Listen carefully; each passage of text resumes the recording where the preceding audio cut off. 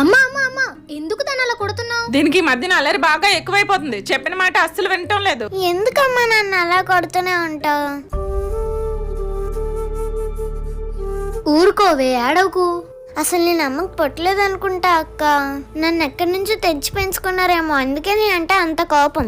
అసలు అమ్మకు నువ్వంటే ఎంత ఇష్టమో తెలుసా? నువ్వు పక్కన లేకపోతే ఒక్క నిమిషం కూడా ఉండలేదు. కాదు, అది నీకు అర్థం అవ్వాలంటే ఒక 2 నిమిషాలు కళ్ళు మూసుకుని పడుకో.